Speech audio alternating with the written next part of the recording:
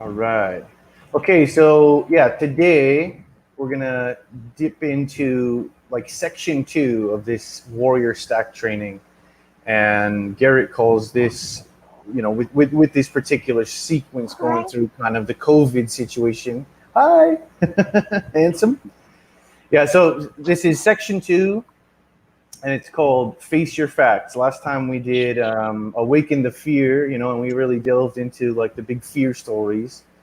I shared a lot with you and got pretty vulnerable, just trying my hardest to tell you all this truth I dumped on the paper back in April. So I'm gonna again, this is gonna be a little bit scary for me, but I got more honest, vulnerable, raw truth to share, just to show my example and walk you guys through these questions, this process. And so yeah, like I said with you before we started the call, Eric, yeah, if you want to, and only if you're comfortable, yeah, but do feel free to chime in, whenever it makes sense, and share your thoughts or answers to these questions. But just to set us up real quick, so the section we're in again is called Face Your Facts, and it's really all about the truth. And here in the Foundry, one of the first principles that I try to instill in all of you guys who come through, especially you guys in the mastermind, anyone who goes through my 30 or 90-day challenges, but also just generally, is like this idea of tell the truth. And I'm obviously not the only guy out there saying that. One person that always comes to mind when I talk about this principle is Jordan Peterson. And I think it was one of his 12 rules for life, right? I think he says, tell the truth, or at least don't lie. Because it is difficult, if being honest about honesty. It's hard when you really like. I think my fascination with like truth actually probably started. I couldn't even put my finger on it, but it was many years ago when I read the story of an older guy who basically had like made a life commitment to radical honesty. You ever hear of that? And it was like, he was the kind of guy who just like, yeah, put the facts, the truth, at least as he saw it, over people's feelings. And yeah, one of the downsides, one of the struggles obviously is most people like to sugarcoat things, and they kind of also expect things to come to, like communication to be sugarcoated, because a lot of people are just not quite prepared to hear the real honest truth all the time. So it's definitely a difficult path, but it is something. And I don't know if I would call myself like a radical honesty guy, although really thinking about it, I probably should, because I certainly over the years have really committed more to that than your standard mode of communication that I see with most people. Yeah, and I've experienced my share of trials because of it, but I really believe that number one, the first step is you've got to learn to become honest with yourself, because truth is, a lot of, even myself, in ways I'm probably not conscious of yet, but like we lie to ourselves, right? We tell ourselves I mean, that's what the fear stories are too. They kind of are lies in a sense, but yeah, you've got to learn to develop this almost relationship with the truth, in my perspective. So to start us off, I mean, yeah, I think if you're being honest with yourself, everyone should admit, you're a liar to some degree. We all lie, right? Sometimes we do it to save face when we made a big blunder. Sometimes it's just a little white lie, and it's kind of more, it's almost altruistic, because maybe you're trying to spare someone's feelings, but it is something that's part of the human fabric, I suppose. But yeah, Garrett says, the quicker you come to terms with this, the fact that you're a liar, the quicker you will empower yourself to pivot, or to change, and to create the results you desire. He says, see, if you omit shit or straight out say things to yourself or others that just aren't true, you're living in a fantasy land, and you and your family are paying a highly costly price because of it. So a few real quick points for, I guess, some of this might apply generally, but especially in these times with the crisis, the pandemic. A lot of people I think, are afraid to even afraid just to admit to themselves that they are afraid, that they have fear stories. And we talked about it a lot on our last call. We talked about it on our mastermind call this week. But I do think a lot of people are almost stuck in a state of denial. But so yeah, the first step would be, if you really think that you don't feel, or you haven't felt, I mean, probably by now at this stage, going into 6 months, right? Like probably the majority of people are really starting to kind of address it. But I think especially early on, a lot of people were just in straight up denial. But wherever you're at, whoever's watching, at whatever point in the future, if you're telling yourself, whether it's about the world economy being threatened, whether it's about a virus, whether it's about restrictions to the freedoms you may be accustomed to, or whether it's about something else that brings you fear, in the future, and it has nothing to do with COVID. Either way, like if you can't admit to yourself that you're feeling fear, then you're bullshitting yourself. We all feel doubt and worry and fear and anger and frustration and the whole gamut, the whole range of emotions, all the time, right? And I do think, like, one of the things is here in this space, here in the Foundry, in the right context, we want to create a space where you can be just real about that and honest about it and get vulnerable, at least with a few other people, if that's what you need to do wherever you are on your journey. But you need to do that with someone. So at least start with yourself, admit that you're struggling with those difficult emotions, and then maybe, depending what your situation is, maybe it's a wise idea to share some of that with your partner or someone close to you. And then maybe, that might have a domino effect, where you can start to be more truthful and more honest about how you really feel and think about things with other people around you, with coworkers or your employees or people you work with or people in your community. But yeah, if you can't come to terms with the truth, the real, actual reality of your situation that you're in today, like with hard, concrete facts, then, if you're like you, Eric, and some of these other guys, like, I'm going to lead you through a challenge process, even though this isn't quite official yet. But with our mastermind, we're kind of going through this hero's journey process.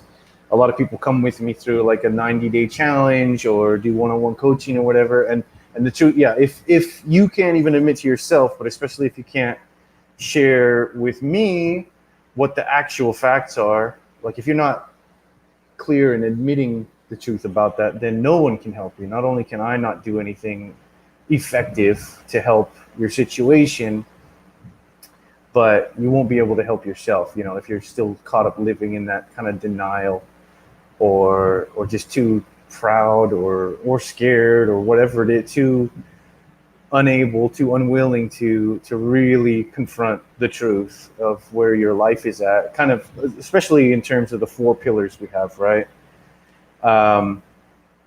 Yeah, so you've got to develop a willingness to confront the truth.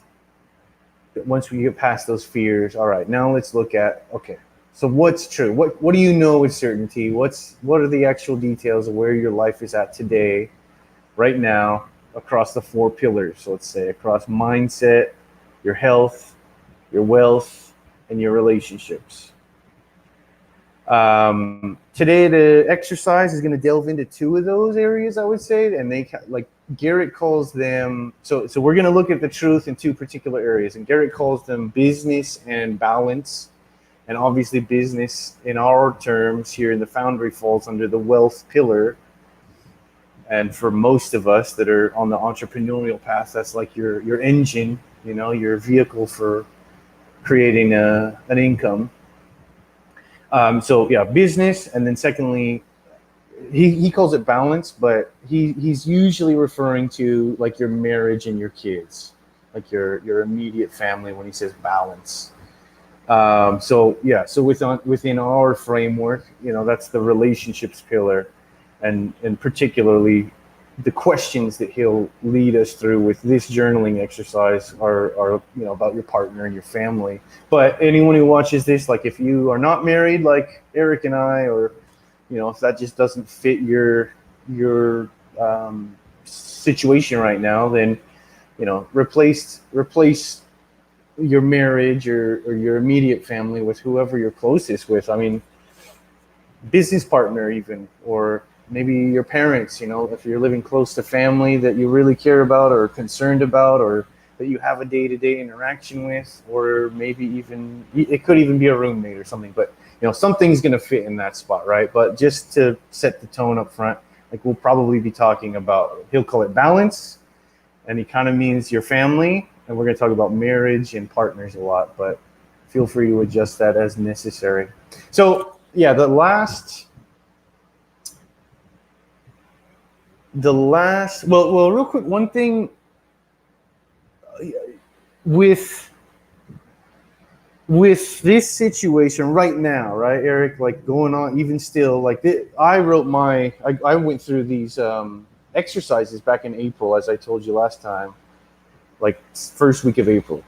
And so it is actually really interesting looking back now, and just seeing how I've already grown so much from going through, like it started with this writing process, and then I got to work and I started doing the stuff based on the insights I got from this, which is why I really want to share it with you guys. But yeah, even where we are now, but especially at the very beginning, I think it was hard. It was certainly hard for me to adjust to, like, I mean, we had like summer break here in the Philippines comes early. It's like in the spring. So we actually did have Chris, our son, at home already for, well, actually, no. Actually, no. I mean, it was it was pending the summer break, but they actually cut school short by a week or two. And so, we would have had a little bit of a break anyways, although we were actively working to get him, enrolled for summer classes and stuff too. But obviously the whole situation with the coronavirus interrupted everyone's routines as far as probably everything. But I do think, like, for me, a big one was just having my son at home 24/7, like all day, every day, And like, so, I mean, in a way it kind of made some things easier. We didn't have to cart him around so much. But, especially when you're trying to get things done at home, when you work from home, like my wife and I do, it's a big change, right? To have the kid running around being a distraction all day. But also, yeah, not having any escape, I guess, like any social life outside of the house. Like we're all cooped up together, right? Most all of us around the world. And so if you've got kids like we do, you might have experienced like a difficult transition to having them home. I think that's big for a lot of people. Although I guess for Eric, it's probably his son is still early, so that might not be a big factor for you guys. But I think a lot of people with kids, felt that pressure. A lot of people have had a rocky road especially with their partner, their wife, their husband, etc. Because we've all been kind of trapped at home with each other, having to deal with not only our own, but each other's fears and doubts and worries and frustrations, right? So yeah, last time we really identified a lot of the stories, the fear stories in that first stage.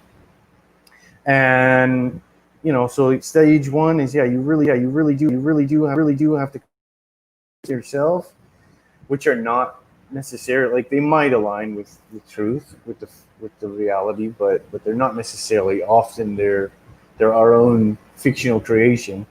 But so now going into this now, stage two is we really also have to come to terms with the reality, the actual reality. So we looked at the big foreboding, fears. Maybe these, for me at least, they did start out as somewhat ambiguous until I put them on paper, so like that's almost the dream space that we were talking about with regards to the hero's journey and psychology stuff. But now let's bring it concrete and let's look at your life today, the facts, where you are right now. And so that's why, okay, as I said, like a lot, we've been cooped up with family. I think that's why I forget which one he's going to take us into first, but one main pillar is relationships. It's probably your marriage. It's probably your kids if you're cooped up together, and the other is your business or your financial vehicle, whatever's going to get you through this new world we're going into, these hard times. So if you follow along and you do these prompts and you journal and you meditate on these things, it's going to help you because you're going to start to get a more clear picture rather than leaving it ambiguous. Let's get the facts on paper and determine how long can you actually survive. Like given your current situation right now, today as it is, if you don't change anything, how long can you survive? How long can you power forward, pay the bills with whatever you have going on financially right now? Also, maybe your relationship circumstances like keeping you stuck in distraction or the financial, but like are things keeping you stuck in distraction or sedation? I was struggling with that early on. And also, are you fueling your fears? We talk, this won't be available publicly, but you and I, Eric, the other day, we did really talk about that, like fueling your fears versus using your fears to fuel you to do what you need to do. So I just really recommend you guys, when you go through this, be as honest as you can humanly be, at least with yourself. You don't have to share with me or with anyone really, but write it on paper for yourself, and get the facts out, spend some time on it, and really think about if you're truly prepared and if you're actually doing what's necessary. You got to. It's time to get past the denial stage I was talking about earlier. If you're still there, although being really honest with yourself, especially in a time like this, is going to feel really scary. But if you can't do it, you're not serving yourself in any way. You're not serving your family. You're not serving your business. So, let's do this. Let's do it right. Let's be really honest and let's tell the damn truth, or at least don't lie. If you have a hard time getting all the truth out, at least don't lie. Don't lie to yourself. Don't BS. So, and then, once you have this also, just to throw one last thought in, this is maybe a really good place. I think this particular, like section 2 here, is it might set you up to have a great conversation with your wife or your partner or with anyone, like I was saying before, who's really close to you, and maybe your lives are, tied up in each other in some way. Because get those facts out, and then you can really sit down and say, like, am I on the same page? Are we on the same page together? Or it'll give you the opportunity to share some of those fears and anxieties, but also in a way that's more concrete and linked to what's actually happening for you right now, and not just the big overpowering fear story. So, okay, all of that, let's dive in. Okay, so face your facts. Section 1 is business or money. And Garrett says cash is king in a crisis situation. So let's get to the bottom of the facts. So we're going to start out with numbers, cold hard facts here. So, okay, first prompt for anyone going through this process is, what is your current monthly income? So a lot of this is just real quick, easy, bing, bing, bing answers. So what's your current monthly income? And I debated. I'll go ahead and I'll be whatever, transparent. Like at that time in first week of April, my wife and our income was about $1,500, our take home. So there you go. I'll just keep it simple. What's your current personal savings? Question 2. What is your current personal savings? And at that time, I put down about $2,500. I just put all my last savings into this brand new office, which was originally intended to be a co-working facility, small co-working office. But we had about $2,500 left. So question number 3, what is, and just a side note, like obviously having just dumped like $12,000 into a new my first ever brick and mortar business. Like, it was enough, but a couple $1,000s didn't feel like enough at all. Having a baby coming and seeing the whole world shut down, I was really, really, really freaking out. Like, I don't know. I know people all over the from rich to poor, and like a lot of people, that's not very much money, but there's plenty of people too that maybe sounds like a fair amount. But for me, I was certainly like, sorry, I'm going to curse on this, Eric. I'm going to curse a lot when I read through my stuff, but that was my feeling. I hope you'll permit me. I was like, fuck, like, why did I just dump all my fucking all my remaining life savings into something with like the worst timing ever? I was really financially freaking out, right? Okay, but moving on. Sorry. Question number 3. What is your current available credit? And my answer is actually 0, and it's still 0 because a few years ago, I burned my bridges and I ended my relationship with all the banks. So I'm like a cash on, I only play in cash these days because I just don't want to. I made my mistakes in credit card debt years ago and decided I didn't want to do that ever again, and I don't want to, bring my wife into that. So that's one thing that we've been struggling with right there is getting our credit cards paid off. Yeah. We seem to get it down almost to 0, and then it goes back up again. It's like, I want to get that thing taken care of. Just cut it up or something. Well, this is the more you pay it off, the banks are to keep increasing your credit limit. Right. They know what they're doing. Yeah. They have. I mean, I do believe, like, when you get to a certain level of the game, there's a whole different way of playing with financial resources. And on a bigger scale, it's actually like, I'm not saying that everyone should cut up all their credit cards, but at least for me, where I was a couple of years ago, and then, having family, we struggled a lot with credit card debt too. And it was never huge, but it was just like always this ongoing struggle, right? And like you say, it's hard to nip that in the bud. So that is a whole, excuse me, another conversation. That's something we can get into, and there are some resources, especially in our older DNA content, about getting out of debt.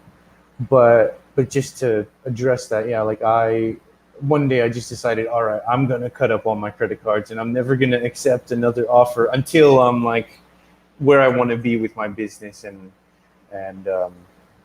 in a position to play a whole different game where I'm utilizing credit differently, not just borrowing, but like, what do they call it? OPM, playing with other people's money. Anyhow, but that's another conversation. But it's personally, it's something to think about because once you cut the cord, it totally changes things. So I'm glad I did it because it's like now it gives me a little extra motivation, I guess, to like, if I need to pay for something, well, I better work for it, like there's nothing to rely on if I don't. And it's also just financially, family wise, it's been probably really good for the making financial decisions. Like, we just got a car and stuff. These days I do my best to pay cash. So okay, but moving on. Next little section, Garrett says, everyone's situation is different when it comes to the income requirements to support life. So I just gotta switch. Does your current income pay the bills and more? And so for me, it was, just barely at the time. And we were shifting into a whole new business model with this brick and mortar here, and I'd been working to set up some events, working to create an in-person business for the first time in my career, and so it felt like, oh shoot, I had a little bit coming in, but I'd really been putting all my eggs in this one basket, and that evaporated overnight. And actually my wife's business, which is also in travel, it early at the beginning, it did dry up, and we weren't sure that that was going to come back. But yeah, when at the very moment I was going through this, it was like, yeah, the answer. I mean, yes, my income paid for the bills and just a little bit more. Next question: would you say your current income has you living in scarcity, abundance, or prosperity? And for me, like another aside here real quick, I think by Garrett's definition, I would say he defines it like scarcity is when you're living in scarcity. I think that shouldn't need real defining, but when you're struggling to get by, when maybe you can't pay the bills, when if you're stuck in that like stuck in debt, that sort of thing. Abundance would be like kind of when you break through and like you're making enough to cover all your costs. You're able to have some, not vast, but some abundance to do some extras, not to have to worry so much about, are the bills going to get paid this month? You start to have more certainty, I guess, and more consistency in your income. And then prosperity being kind of the third stage on one's wealth journey, where you've got enough for yourself and your family and you're covering everything and life is good, but you have abundance for yourself and everyone around you. So you can create prosperity, you can create opportunities maybe for other people. Like when you're really building yourself up to a business owner, like if things are going well and everything's in the black, then that's you're creating prosperity, not just for yourself but for other families. You're signing paychecks, you're supporting employees, or maybe you're just treating loved ones and friends to things. So yeah. Would you say your current income has you living in scarcity, abundance, or prosperity? And for me, in that moment, I answered scarcity, because even though we were making enough to eat by and things had been getting pretty good, like I was definitely trapped, because I felt like I literally did just spend all my last money putting all the eggs in this one basket, and felt like it blew up in my face. And I didn't know, we had a little bit to get by, but I wasn't sure where it was going to be coming from for the next month and the next month. So for me, definitely felt scarcity financially.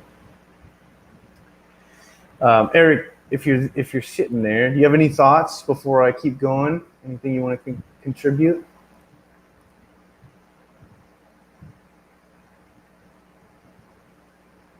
If you're there. All right, I'll keep powering through. But sorry about that. Oh, no worries. Yeah, any thoughts on those first initial questions? Like, if you heard my spiel there about the kind of like scarcity, abundance, prosperity, when at least when things first hit, what did you feel? Like, did you feel, I assume like most of us, you were probably feeling that financial scarcity burden. Was that like the biggest concern for you?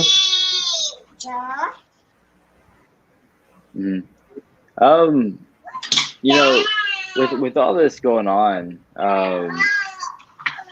with everything that's being cut at my job and everything like that, and all this precaution they're doing like a lot of basically, if you come in contact or if you're exposed, you're going to be out for like 14 days or something like that. So as far as, quite a few people are experiencing less income, we've actually had a lot more overtime lately to help cover more things and more free up positions.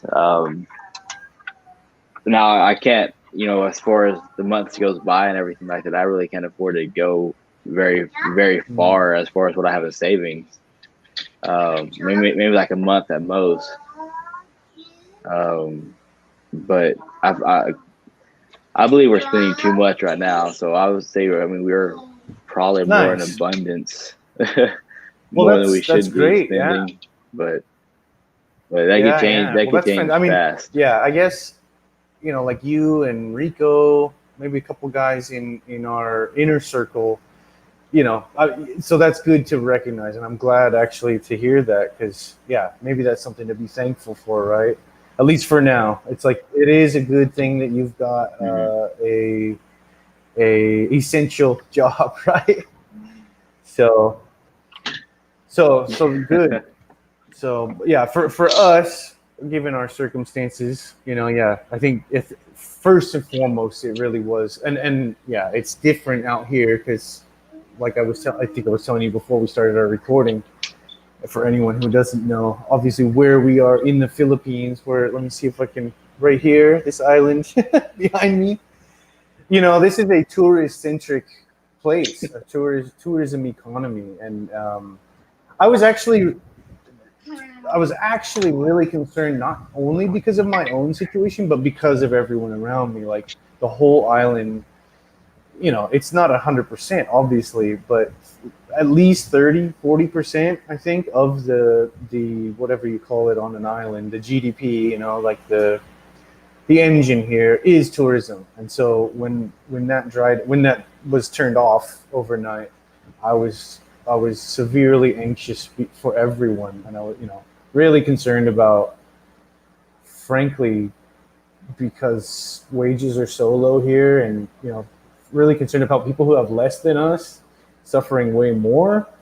But just generally, I was scared, frankly, that there was going to be a lot of crime, rising crime, and that everyone around here was going to be suffering, and that was just not going to be good in any way, for any of us. But I mean, yeah. So yeah, I am actually. It's great for a couple of you guys that you've got, a pretty reliable income still, but same time, not to burst any bubbles, but yeah, one of the facts to recognize, right? Like we say, like, be honest with yourself. I don't know what your situation is, but there's always a chance, especially in an economy like this, like it may not be there forever, right? So like you said, yeah, like think about the long-term plan too, and your savings. But let's see. Okay, so getting back into this, yeah. So that's the next question. If you lost your income and couldn't replace it again soon, how long could you maintain your current lifestyle if you had to live off of savings and credit? And so for us at the time, it was probably about 2 to 3 months or so. Um, yeah. Next question. When you step back and look at your money game, what do you see? And so here's my truth at that time. When I step back and look at my personal and family financial situation, I see that I've been slacking off for a long time. In 2015, I struggled to accept my new role and responsibilities as a father, as a king. In 2017, God kicked my ass, and due to the struggles and terrors that I went through, I nearly lost my sanity for a while. It took me almost 2 years to recover spiritually, psychologically, and emotionally from that big fear event that took place at the very beginning of 2017. But I still blamed my wife to some extent, and up until now, I've not fully stood up and taken my crown as the leader financially and in all the other ways, but especially financially for this family. Making the plan, being in charge, keeping track of everything, taking responsibility 100% as provider. Um, I wrote a little bit about like just the process, the journey she's gone through for the last couple of years after I had this little breakdowns back in 2017, and I really, had all these plates spinning of my own back at that time, and because I was dealing with I was diagnosed with PTSD when I actually ended up back in the U.S., but this trauma, I guess, is what I would call it, from this, from a certain experience. Um, she really stood up and started to at least seek ways to contribute financially. And so, one of the when I stand back from our financial situation over those last couple of years, there is actually a silver lining. While I struggled for a time, I think it gave her an opportunity to, like, it, almost because we were both forced in a corner, but like she developed new strength, and she, found something that turned into a business for her. And so now my wife is a business owner too, which is awesome. Like, I never thought I'd get her to dabble in this world a couple of years ago. So she's transformed as a person in the last few years.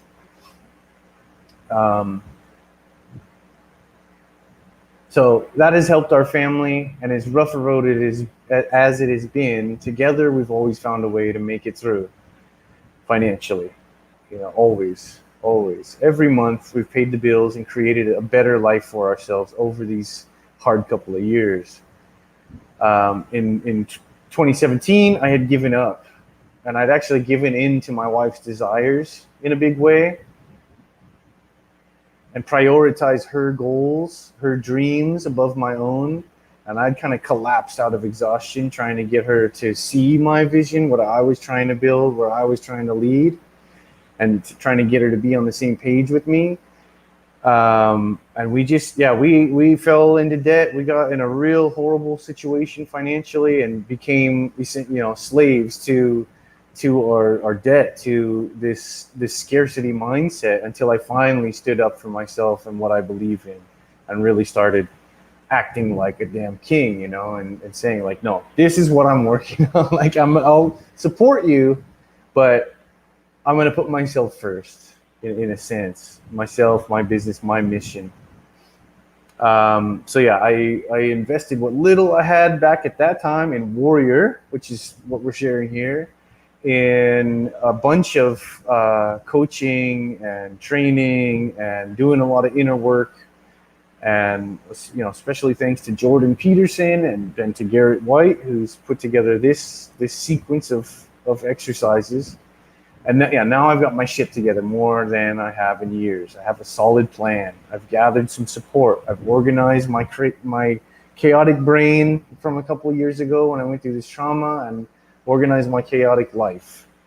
And so actually, like, this year has been the best one probably since I had Jam and Chris come into my life. I wrote, I see how when we both perform as best we can, we slowly and increasingly thrive together.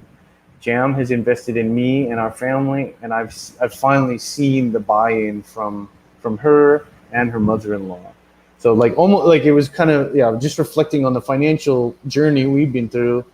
We'd gone through a lot of hard times the last few years, and we were just starting it. We're like, boom, we know where we want to spend the rest, maybe not the rest of our lives, but at least we're committed here for the long haul. We decided we're going to build a brick and mortar. She's got her new business thriving. We're doing all these things. Things were going pretty well, but looking back on the struggles and that scarcity mindset that felt like I'd been carrying that load for so long, and then it just felt crushing when lockdown came and kind of invalidated my brand new brick and mortar that I'd invested in. But I was able to, through this journaling, I could see at least, like, the silver lining is all that pain actually gave us an opportunity for, like, her to step up in new ways, and for her to show her commitment, if that makes sense, to the family. So it was making me feel horrible because I knew I wasn't doing, I didn't feel I was fulfilling my obligation like I wanted to, like I should maybe. But reflecting through this, I was like, it really made me appreciate her even more. And then I think, this was back in April, I said, I think Jam may finally be starting to see the light, I said, as I demonstrate my own certainty and leadership as well, as far as business, work, and finances, because, like, this was really pushing me, like, okay, there's just no more time to argue or to bicker, or like we got to get on the same page, and we gotta work our tails off because the world is getting crazy. And yeah, who knows if it's gonna get worse or better, but yeah, and I can say now, like, yeah, absolutely, this has pushed us to really to solidify, I guess, more and more as a team as far as our vision and what we're working on. But okay, so just to wrap up, sorry, this is a long one. I said, but it is time now for me to take a stand and do the fucking work. This is what I'm writing to myself, We have more stability than ever in our wealth pillar. I have rediscovered my purpose in the mindset pillar. We have some safety with our, like I was talking about, like how we've been gardening and we got 25 chickens and stuff. I said I felt like I do, like even if everything falls apart, because there were concerns about the supply chain and stuff here. We've got some, we're a little bit self-sustaining for the first time. We've managed to build a small social circle and a network here locally from literally nothing a year and a half prior. Our expenses are minimal, especially now under COVID, because we're not going out hardly at all anymore. There's nowhere to go. I said I do have some vices, some unessential costs to remove. That's my beer and cigarette budget. But I have a clear path ahead of me to rebuild, in business and get our income, increase our income. So yeah, just with like, we're only about halfway through this kind of part two, not even, but I don't know if you noticed, like, yeah, my tone there, I feel, was like, I'm recognizing my facts, like the reality, a lot of fuck ups in the past, a lot of hard like, dude, a couple years back, really hard situations in all areas, but it really, like, stepping back and thinking, okay, even though I'm freaking out because it feels like the world is on fire and I just invested all my money into this business that is dead on arrival. That's how I felt, but like, yeah, stepping back, I was like, actually, okay, I do recognize, like, looking back a couple of years before, things were kind of much worse. Like, I don't like this situation, and I don't know where it's going. There's a lot of uncertainty, but looking back and comparing, like, where I am now, like, we've achieved a lot, like, hey, there's something to this, like taking the time out to stop and look at the facts of your life across those four pillars and celebrate, like if you've made even a little bit of progress. But yeah, even just with this one question, I really dumped a lot here, and it took me already from kind of the negative, at least the negative bullet points, things that I knew needed addressing, but already to the perspective of like, hey, we're actually doing better than ever. So, yeah, what do you think? Any thoughts, buddy, on when you step back and look at your money game, your career, finances, your wealth pillar generally? What do you see? Well, for as long as all right, so we haven't saved near as much as we should have. We've got expenses every month, like reoccurring auto draft subscriptions that equal out to well over $100 every month, and that's something that I'd like to get back and start canceling everything out just to help us put more money back. And as I was mentioning earlier, I guess we do 10, I do 10 more or less, splurge on things which I should probably kick back as well. Like, well, one of the things is going out like once every paycheck and getting like a beer budget or something like that, liquor budget, and go. Yeah, man, come on, you gotta get a beer budget. I mean, heck, I spent probably about $150 this last month on just alcohol alone. Dude, when I look back at my old life, I used to spend more on my alcohol budget and going out than on the rent, so. But I think, yeah, even it's fair to have a reasonable budget for something to help you relax as a father, as a husband, as a entrepreneur, you do need a little outlet. And I mean, some people, and I admire people who get it to the point where they don't really need that. But Yeah. yeah, it's good to also be honest with yourself. Like, yeah, am I, do you think realistically, are you going overboard in that area though? I would think I need to kick it back. Uh, it's easy. I mean, it's gotten to where even after work, I get home and it's nice to have a beer too. And It is. I've gotten to where I'll almost go like every night. I'll have at least a beer too, maybe three. And that's one thing. That's Well, about you know my what? Maybe I should average. say, well, and I got friends who like completely stopped it all, like zero alcohol for months and months. Like, dang man, that must be nice. And all right, I'm gonna do it. And then like in this next day or two, you know what? It's just one drink. Just do it. It makes me think of, before a call, I was like really praying that they were still looking another Corona beer in the kitchen, because I wanted to like start a call with. I wanted to say, guys, I got Corona, and then show you a Corona beer. But unfortunately, we didn't have Corona tonight. I think I drank them all this week. I've been pretty bad about that lately. About it's not just one; it's like two or three. Well, this is the first time I think you're getting me in. It's my evening here. It's almost 10:30, so yeah, I'm on the beer myself. But well, typically whenever I'm on the call and I'll have like a glass here with like Irish whiskey, and I'll cut the video and drink and then put it back and then turn the video back on so nobody sees me do it.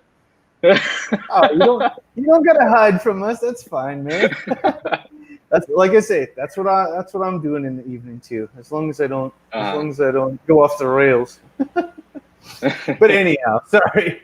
Let's bring it back to this, man. Yeah. So, in any other perspective, like, yeah, what do you see, from the bigger picture, with business, with income, financially, in the wealth pillar? Well, right now, I mean, we're making enough with my current jobs to sustain most of them our budgets.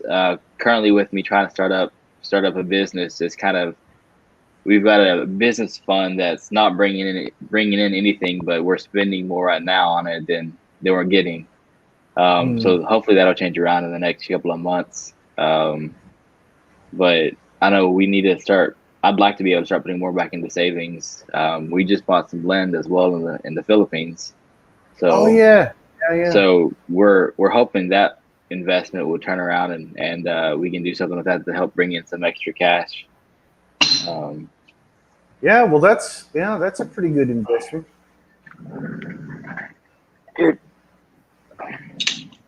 But yeah, I mean, I certainly need to work more on our money situation to help us be able to save a little bit more, to actually be more future proof. Because I mean, something were to happen, we really can't sustain what we're currently doing with.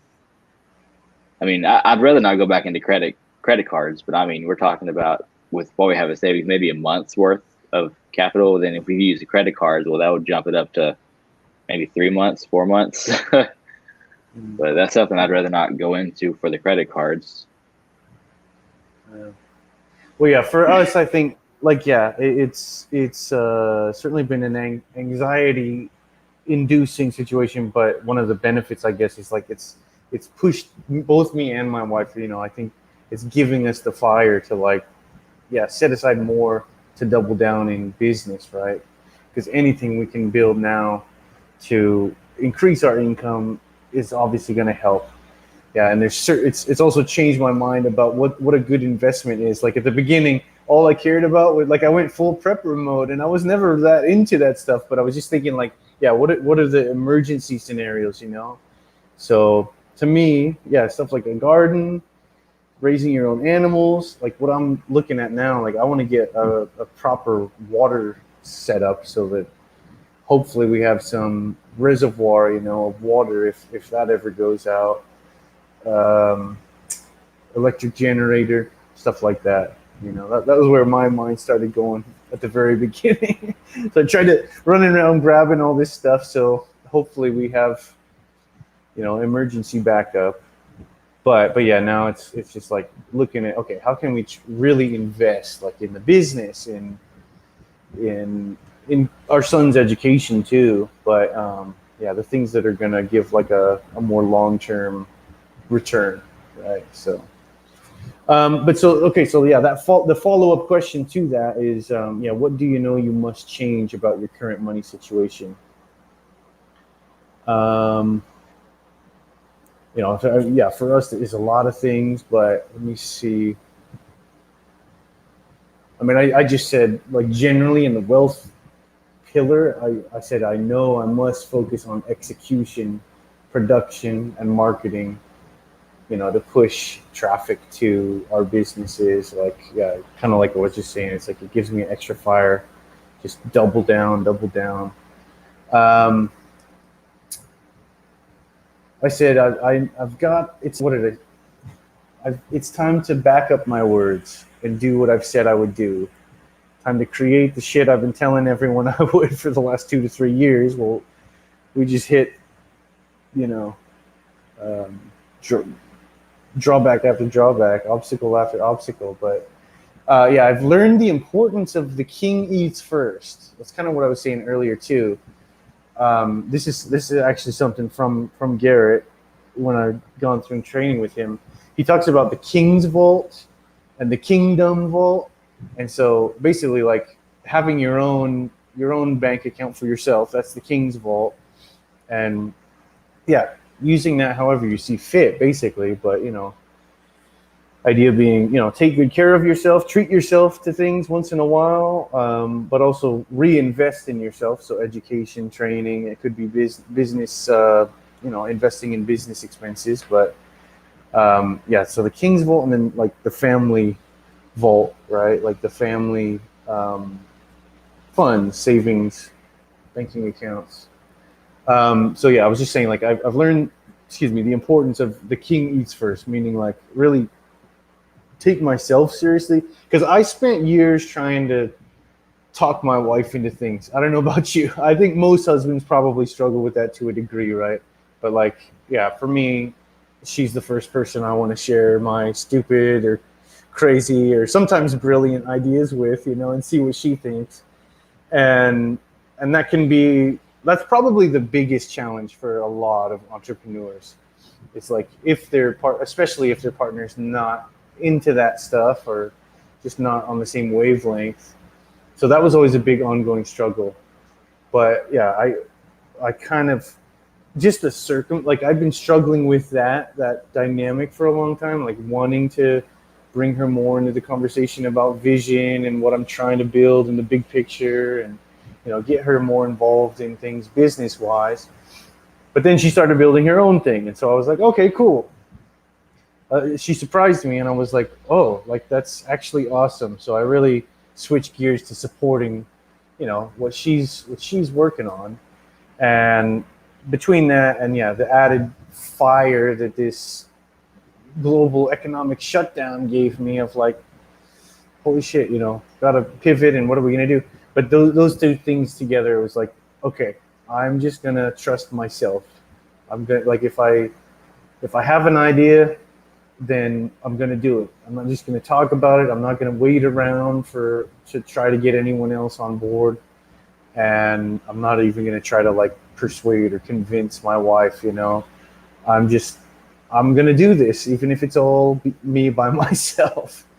So that's kind of that king eats first, which definitely, you know, has an impact on how you spend your financial resources. But yeah, I said I must strip away the old shit that's just costing me money and not earning anything. So maybe kind of like what you were saying, Eric, like, you know, subscriptions. I have a lot of running business costs from old things that, you know I should just sort out one way or another.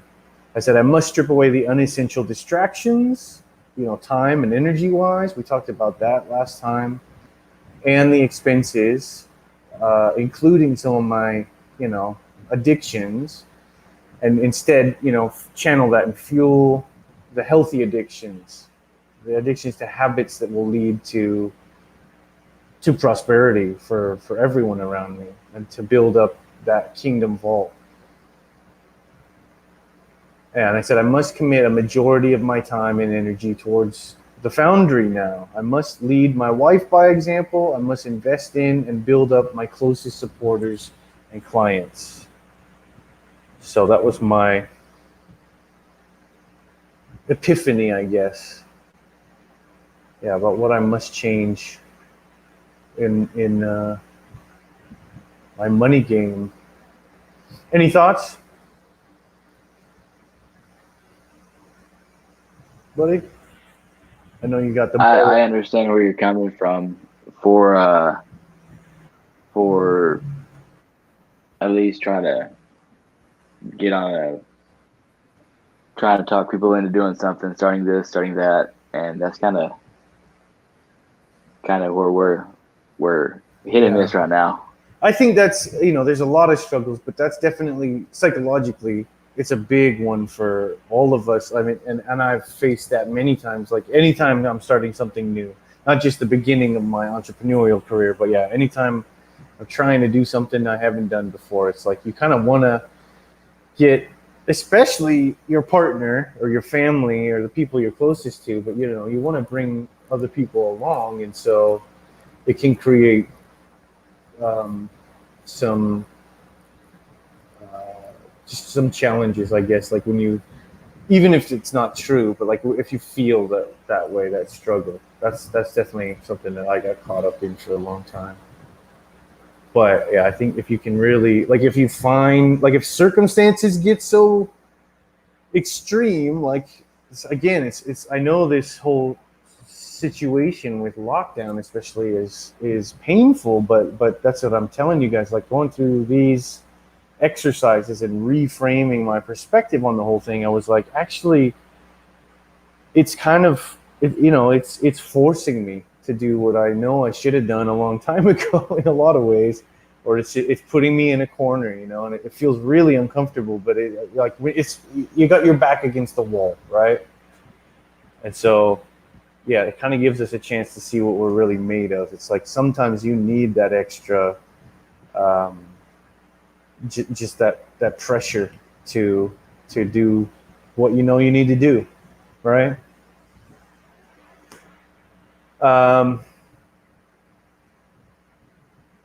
So leading off of that, and I'll share my bullet points here real quick, and then yeah, if you have any other thoughts kind of along these lines, buddy, you can jump in. But yeah, next question: what are you committed to doing about what you now see in the wealth pillar? And so for me, a couple bullets.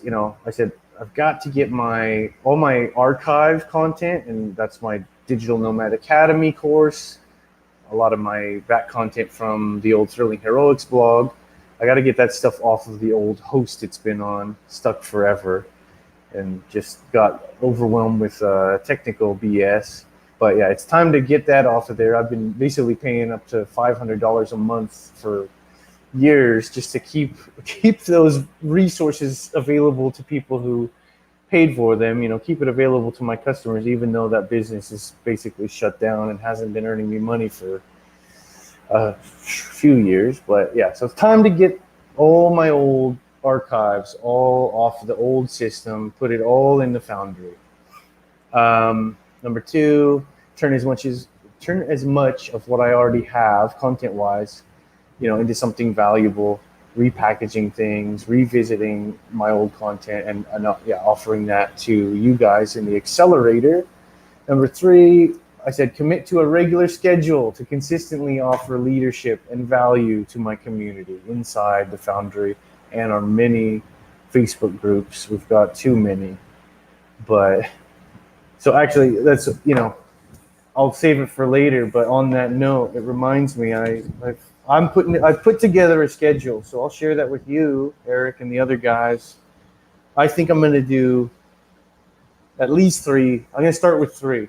Every Sunday, maybe we can do an open group stream where we just think about what's going on in the world.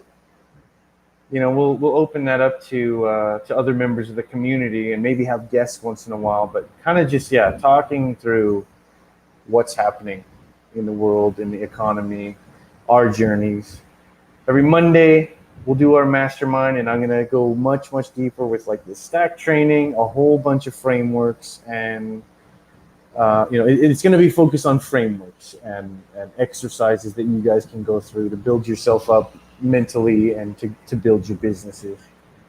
And then every Wednesday, I think I'll dive into the depths of psychology and mythology, and we'll do our book club. We'll read the classics. We'll start with Joseph Campbell and The Hero with a Thousand Faces. So anyhow, just saying, like, yeah, I'm gonna set it in stone, and I'm gonna commit to a regular schedule every week, and probably start slow, but try to build up to maybe doing daily live casts. Four thing I need to do is create like my structured 12-part Hero's Journey Masterclass. I kind of have the bare bones, but I really need to just crank that out and create that. And last one was just talk strategy with a mentor of mine and come up with a plan to orchestrate our big launch publicly for the community. And so that wraps up the wealth pillar, or the business section. But yeah, what do you think, Eric, if you're available there?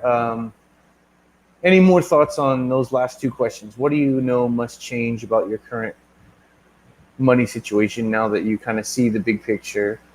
And yeah, are there any particular actions or projects that you're committed to executing, with regards to what anything you see in your facts in that pillar?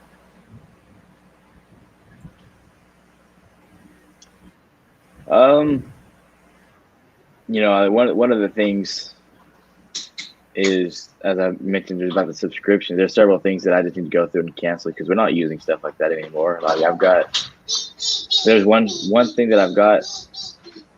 It's a language learning program for Bisaya, actually, and it's monthly cost. It's not much, it's $15, but I got that plus other costs which are $15 as well, and $20 here, and it all adds up. So that's one thing we need to go through and cancel. That's one thing we just gotta do. You gotta go through and look at it all, and make a plan to cancel this. We're not using it actively. Sometimes I went through things that add up. Yeah, I went through my business stuff expenses the other day, or about a month ago, and I was like, well, why am I paying for this still if I'm not in this stage of the process, or if I'm already out of this stage of the process? I've wasted, over the last year, probably about $1,000 just or more just on all the expenses that it's costing me. It's just like, it's crazy. It just adds up so fast. Yeah. And so I ended up canceling some of the services that I had, and swapped over to one that's more, I guess, cost effective for me. But getting a clear path and making sure make sure you're focusing on it and working towards your goals, like that. The schedule you were talking about every Sunday, making sure you stick with it and just start working on it is a pretty good idea. Yeah, buddy. Well, yeah, I'll share. I'll run it by you guys, and see if it needs a little adjusting. But yeah, as far as like my content creation, I'm at that stage. I just want to commit to a schedule, and I'll just do it regularly, and anyone who wants to join when you're able to, that'd be awesome. But yeah, like I was saying, like with my wife, same thing applies in all areas, right? It's like I just got to commit to what I'm committed to. And whether people come along or not, like, I'm just going to build my stuff. Okay, so that kind of completes the business section, and then section 2, he goes into balance, and as I said, that really means family. So here it's gonna maybe get, at least I think what I'm probably about to share, some of it's gonna be a little bit painful for me to say out loud. So don't tell my wife. Don't spread this around. This is private, but okay. Question 1: what is your relationship status? I'm married.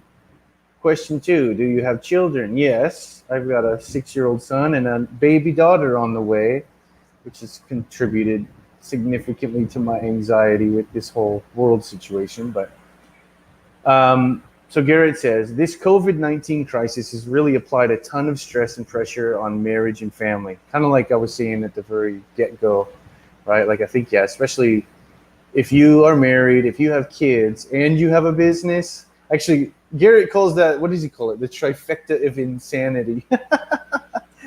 And yeah, especially right now, you know, like people having their kids at home, which you're not used to, people having all these worries and fears and financial struggles, especially in a time like this, and being trapped and cooped up with each other and having to deal with those frustrations and each other at the same time. It is really, really difficult. Let's be real. I'm not going to pretend like I haven't had those challenges. But so anyhow, so question 1 here: what is the reality of your current communication and leadership with your partner and children?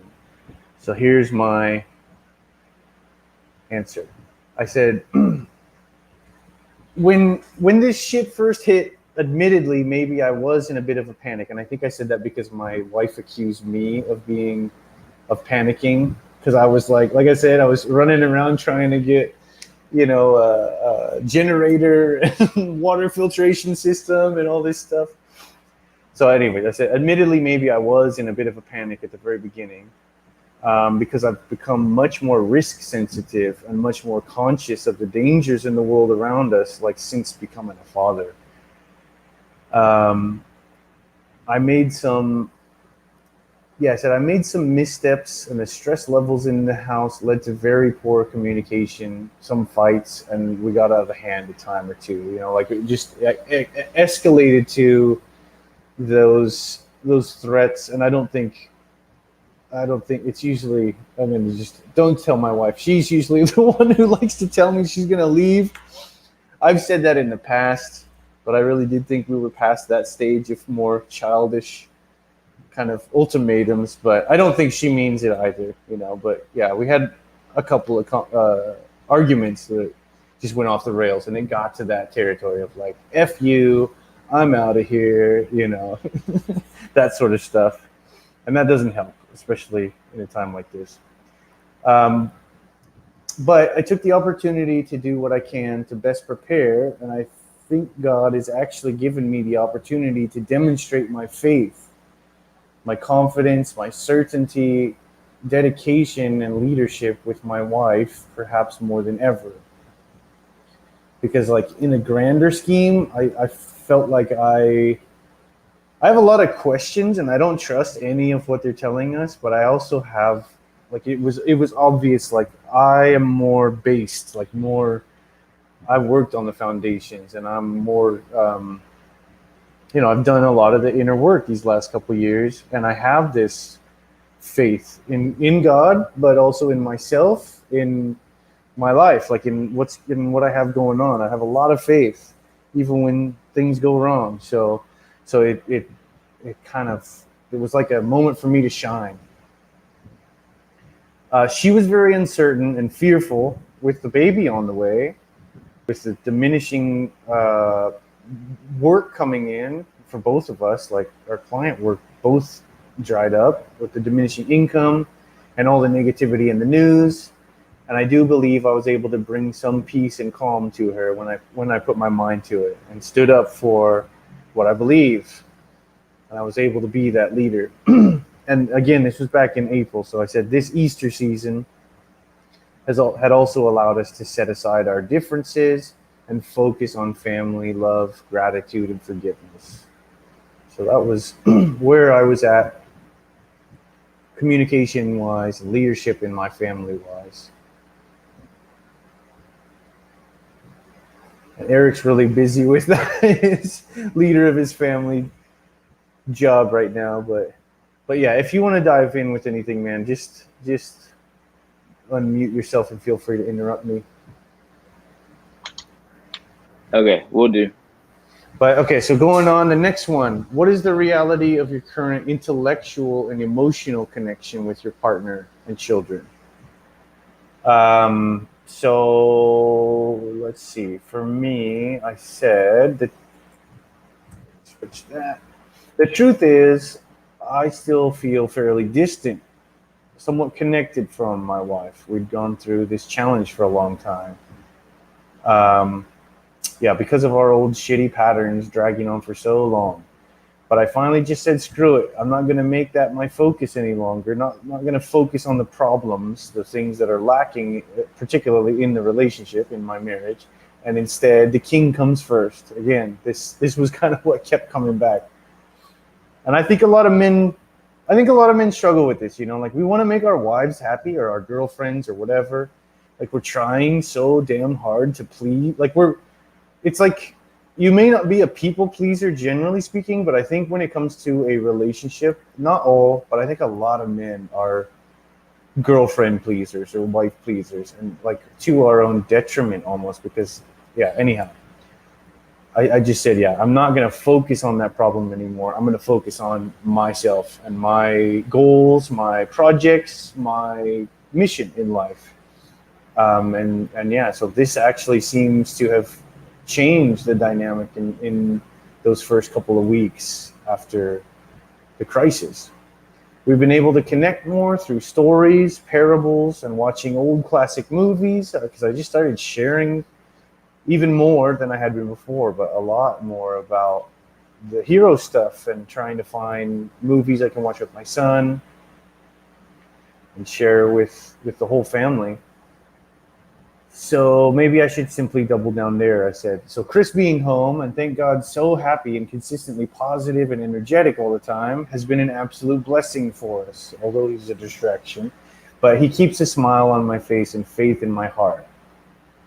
We all enjoyed a fair amount of spiritual study together in the last couple of weeks and have invested in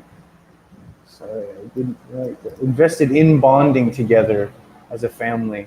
And I'm actually really starting to feel an energetic difference now that perhaps things have kind of, it seemed, I forget what it was, but at this time I must have thought things were turning a corner.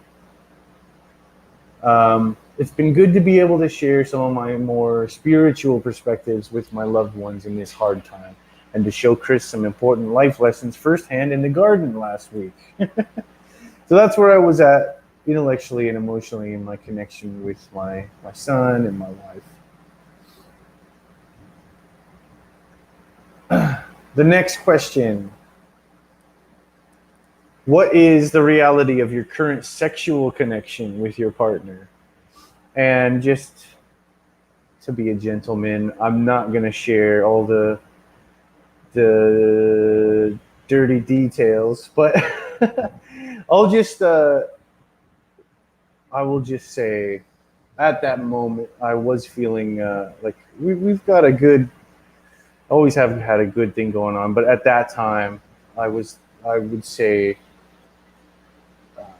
the sexual connection was unsatisfactory to me. It was something I was struggling with. Maybe not all, but I know a lot of women when they're pregnant. If any of you guys have been through that experience, it's not the most connected time in that area. It's been a little challenge, but anyhow, I did wrap it up. I said when I dwell on this area, on the problems there, I feel fucking empty, hopeless, and despairing. So I was feeling pretty negative at that particular time.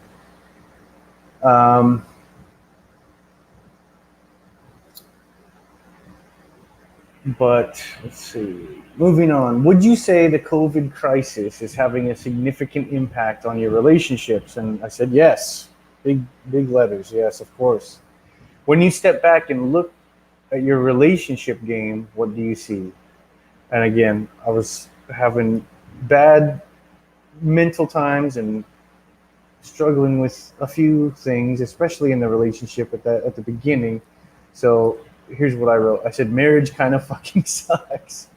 The situation is making me question whether my wife will ever get on the same page with me where it counts. And it's making me frustrated and doubtful about having another baby on the way with her. The patterns we've developed in our family dynamic are pushing me continually away, and I'm struggling with my commitment. So that was, again, me being very honest with myself. So please don't go telling my wife that I'm like struggling with my commitment. I'm not at this point. That's why I laugh looking back at this stuff. With Chris, the situation has given him an opportunity to thrive outside of the regular routine, with school and all his things that we had him involved in. But yeah, it was like giving him this opportunity to kind of have more free time, more freedom, to focus on his creative abilities, and we're spending more quality time together for sure.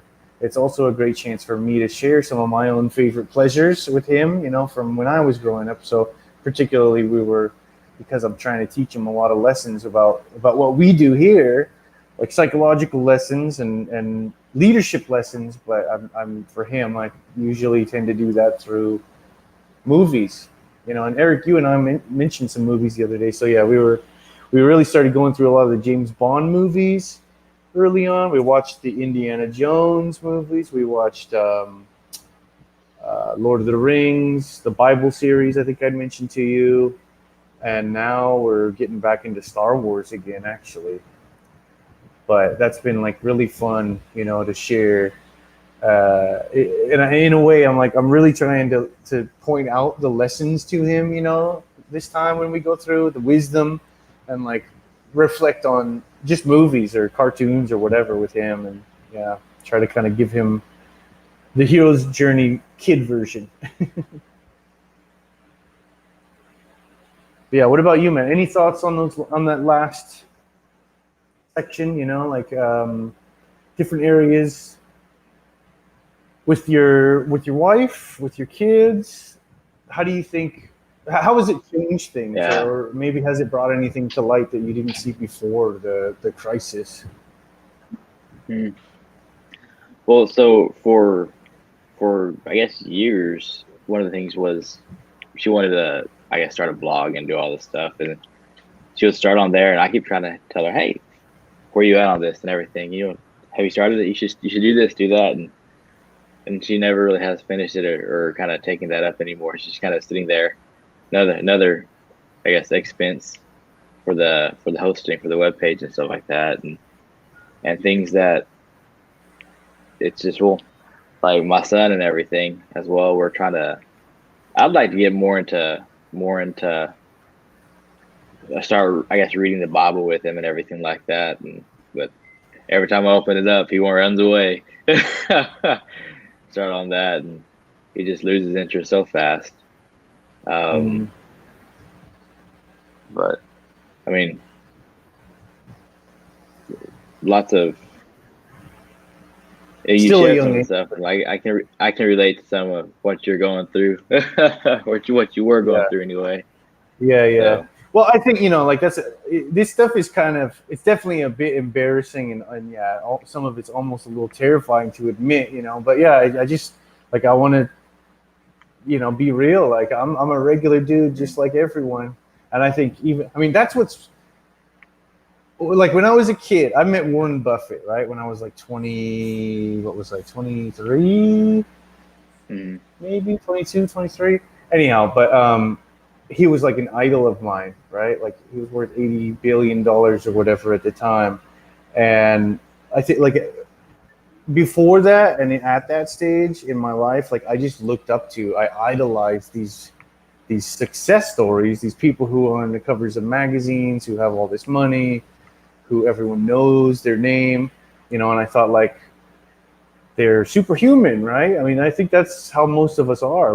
We idolize people, but over the course of my career, I've worked with a lot of. I'm trying to think of I kind of worked with Buffett because I helped organize a mixer event with him for our executive MBA students, but not really working one-on-one with him, but yeah, I've worked with many millionaires, many, and what's maybe surprising, I think, to a lot of people is like, sometimes their problems are actually bigger and crazier than yours. Like the more money you have, the more trouble you can get yourself into, and I think the underlying truth that a lot of us don't maybe know at first is like, yeah, these people we idolize, they're human too, and we all experience a lot of the same challenges and patterns, no matter where you're at in the game. Real quick, man, I know, did you say you have something at 10? Do you need to get running here? I realized because my timing was off. Yeah, I need to head out here in the next few minutes. Okay, man. Well, yeah, if you need to get going, then maybe let's wrap up for now. Let me see where we are. It's really close to the end. But yeah, if you need to run, don't feel bad. You go ahead and you do what you need to do. I don't want to keep you. I'll wrap this up. I think there's only two more questions. So okay. Yeah, but if you need to get going, no worries, buddy. But thank you. Thanks as always for joining me, man. Mm-hmm. Well, thanks for having me on here. Tune in later, and you can catch my whatever, me going through the last bit here if you want. All right, but sounds good, take man. Care, take buddy. Care. Have a great day. All right. Thanks, Eric. You too. See you, man. So, okay. There's a few more here.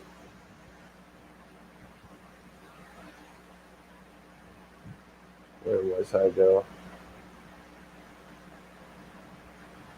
Yeah, just to share where I was at this time. So, I talked about how I was having some struggles, feeling a bit disconnected from my wife, some intimacy, just felt a lot of distance, and I think mostly because she's pregnant and she's going through the struggles of that.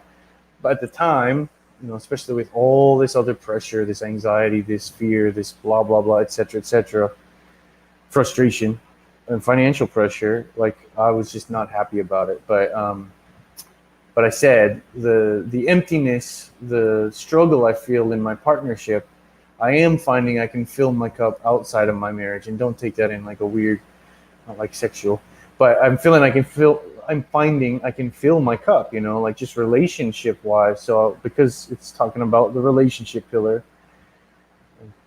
again, this is wrapping up the answer to when you step back and look at your relationship game, what do you see? So I think talking about more socially, just kind of a positive note or positive reminder to myself, like, yeah, even though I was feeling this struggle with at home in my partnership, like I recognized we were able to get out once in a while and see friends, and I was just really finding value in connecting with a couple of my friends I made around here, and investing more in my customer community and friends online too. So it's like this whole situation really gave me the oomph to really actually start striking up a lot more conversations than I typically did, and just checking in on people, seeing how all my friends are doing around the world, catching up. But lastly, I said, it fucking sucks. The stupid powers that be are leading everybody to be so standoffish and afraid of each other lately, though. And it highlights how much I need social interaction, sincere connection, good conversations, and physical touch. It was like, for a while, for like a month at least, I didn't see a single soul. I was just at home. And it was like, really realized, like, man, I'm not shaking any hands, like not getting any hugs. Even my wife and I are pissed off at each other too much. And, it's like, damn, really, for me, that's important.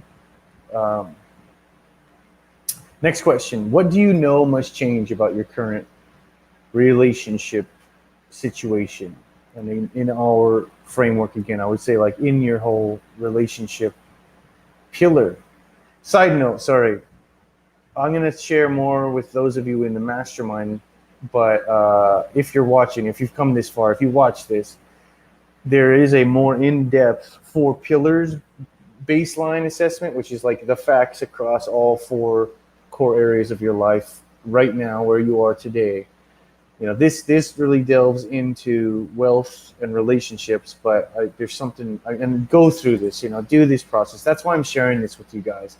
I'm just reading almost all of my very personal, very vulnerable, thoughts and fears and truths to you guys, because I want to show by example. Because I also want to encourage you guys to do this and just be as honest as you can with yourself. So I hope that me doing this gives you the inspiration to be that honest, to be that truthful with yourself, at least. Anyhow, but yeah, go through this, but then afterwards there is also a something that will go side by side really well with this, but goes deeper into the facts in all 4 areas, just as a side note. So, okay. Back to the questions here. Yeah, what do you know must change about your current relationship situation?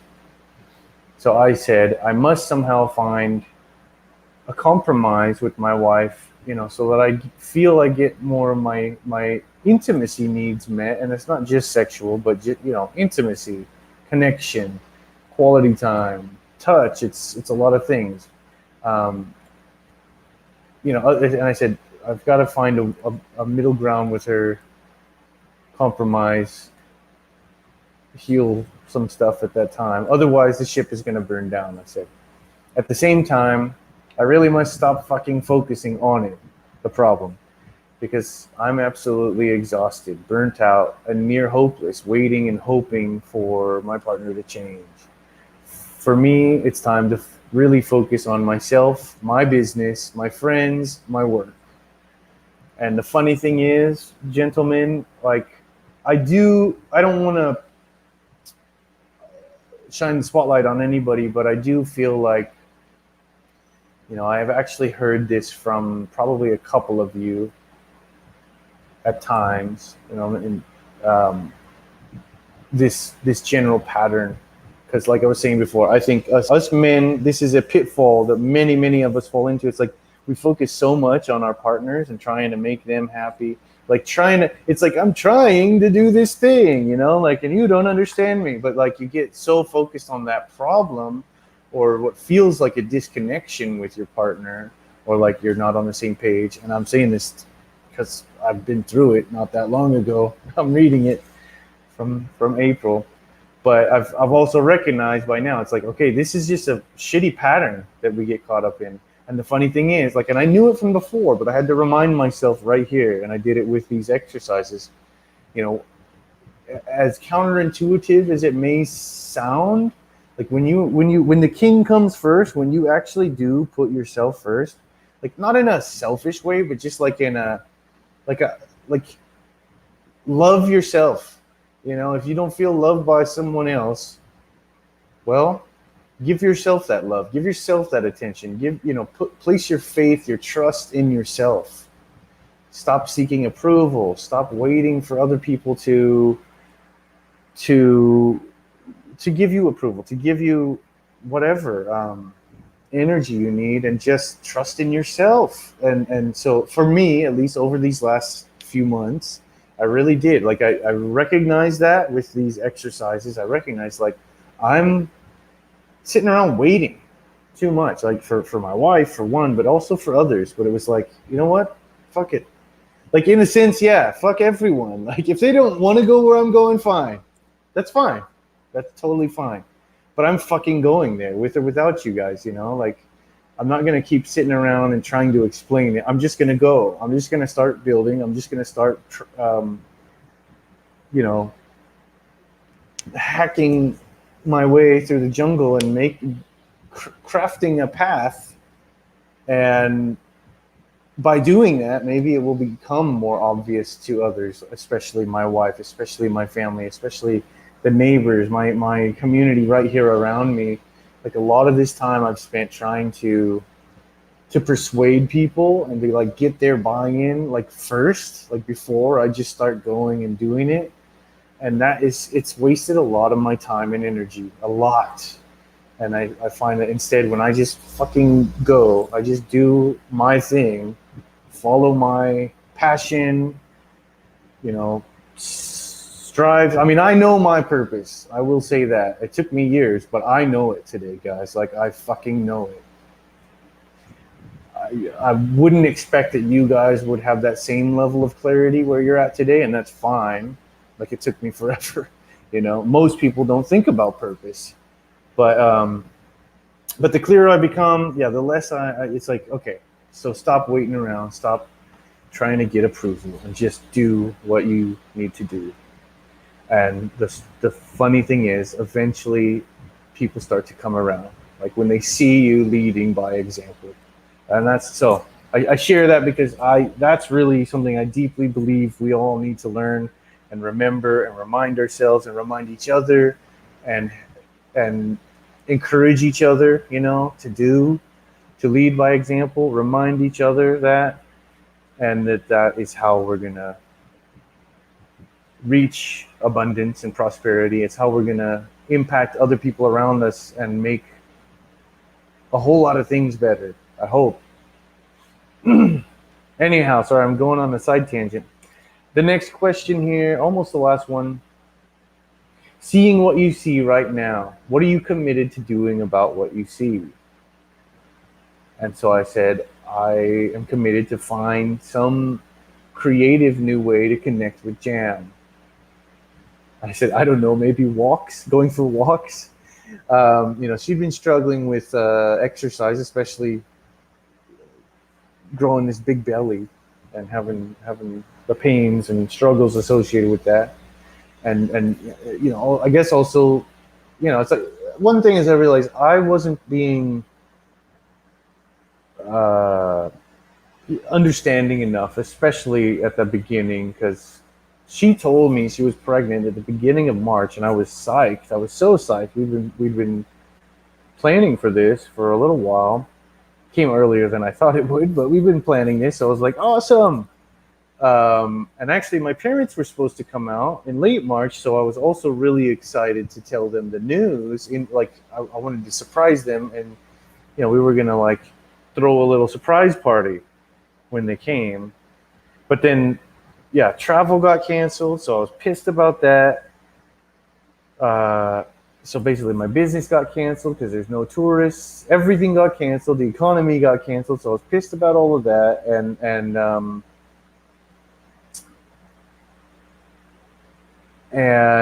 I was, having these struggles with Jam, but it was especially going through these exercises. I already knew it, but especially going through these exercises and really being honest with myself, putting the facts down on paper.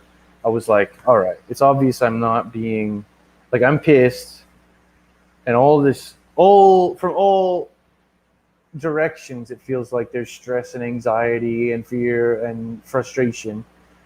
And so I knew I wasn't handling the relationship and the communication anywhere near as best as I should. But yeah, this really made me realize, okay, I'm not being, while I'm frustrated, and I think some of it's valid, I'm not being understanding enough, particularly of the pregnancy situation at that time. Like the hormones and just her whole energy cycles and sleep cycles and eating, all of it gets thrown off, right? Any of you boys who've ever had a pregnant wife or girlfriend, send me a shout, leave a comment and let me know. I'm sure some of you out there know my struggle.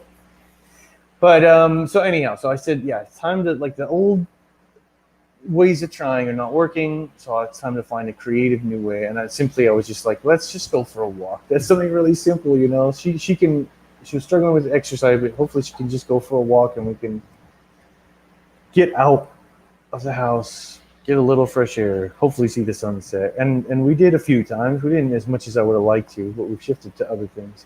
But actually, it helps. We went on some walks, and rather than being frustrated at each other in the house, bitching about money or our worries about what's going to work and what's not, we just went out and enjoyed a little break in nature and thought, it's been hard during this crisis, but sometimes you just got to find a way to put yourself in the right environment to get a different perspective, to clear your mind. So,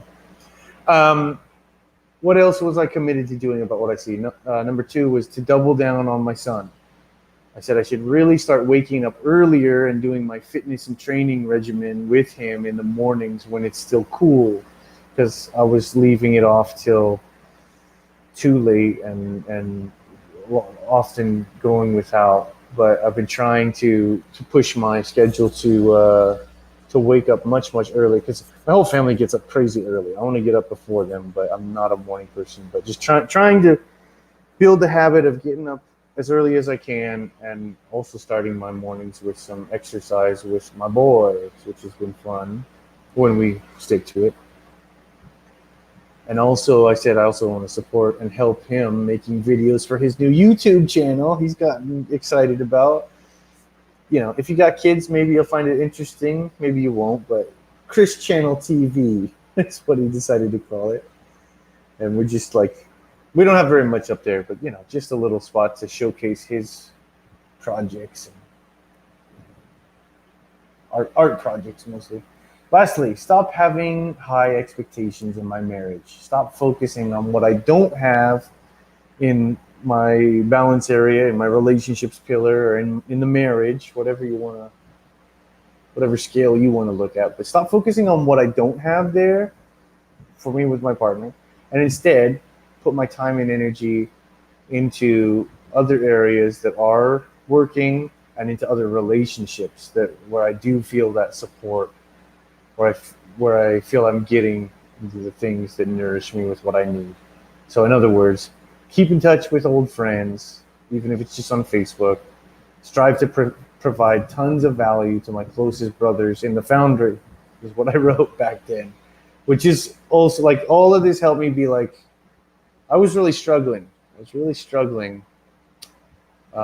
Some of last year, but also, really around the spring, Easter, and for a lot of this shutdown time. But going through this reminded me I got to be strong for myself, for my wife, for my family, for my baby that's coming, for my whole the local community, the neighborhood here. By the way, we're gonna hire our second person here, so it's you can only do that if you're in the right mindset. That's why I've told you guys before. I believe there's 4 pillars and they're equally important, but I really do believe it begins in the mind. It begins with that first mindset pillar, and then it kind of trickles outward from there. But you got to conquer your own psychology first, and rewrite your story by going through this process. But yeah, we're at everyone around here is struggling right now, and a lot of people are frankly just sitting at home. Our neighbor has a son who is college educated. He's a what do you call it, electrical engineer, smart kid, and he was going to join I believe he was going to go into what do you call it, not naval, but work for a shipping company. Anyhow, so now because we've both built ourselves up, we've been, we've identified the problems through all this process. We've talked about it. We've reframed our mindset, our story, and thank God, now we're able to, we're in a position to be able to provide opportunities for other people around us. And I'm actually I'm psyched. I'm thankful. I'm grateful that we're in a position to be able to do that. And it's awesome to have their help. So yeah, things are going in a good direction now. It's amazing looking back. What was that? June, July, August, almost 5 months ago I wrote this stuff, and I was in a pretty bad place when I started, and now I look back and it's way different already. Okay, last little section here, and then we're done, I promise. So Garrett says, There is always a power in opening up the facts because of what they expose. What has been exposed and revealed to you after answering these 19 questions? So my answer was, I said, I realize I've settled in many ways for being basically a loser for too long. You know, really, like we were saying earlier, I think both Eric and I feel, I mean, you could always do more, right? But this situation really made me feel like, fuck, like I should have done more a long time ago to build up our savings, to you know, do the things I really probably should have done to build a stronger, like we have a pretty damn good relationship actually, so don't take this wrong. But especially in that moment, you know, in crisis, something you think is strong may struggle. It may prove not to be as strong as you think. But you know, I was just calling myself a fucking loser, smacking myself because I was not doing the things I knew I should have been doing.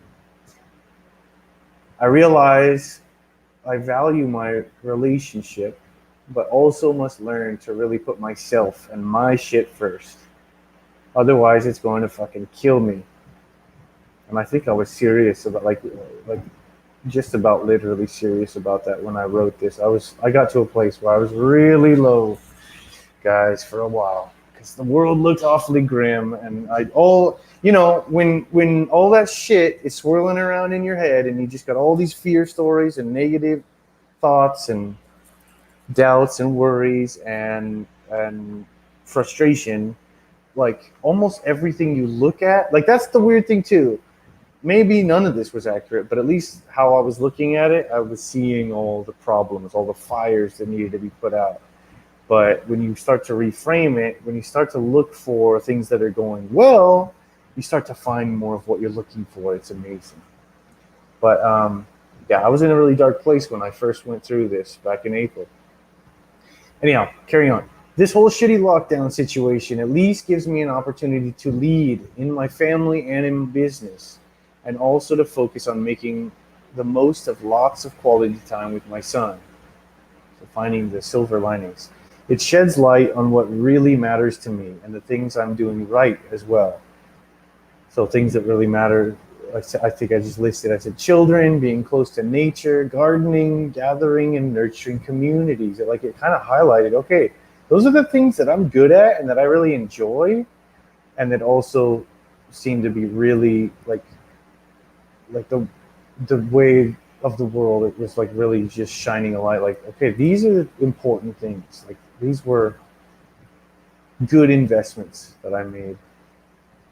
Lastly, maybe I just need to get my head out of the negative shit, take my own advice, and focus on creating, sharing, writing, and retelling my own story in a positive, you know, in as positive a way as I can. And so that's what I'm doing here, fellas. That's what I'm doing here.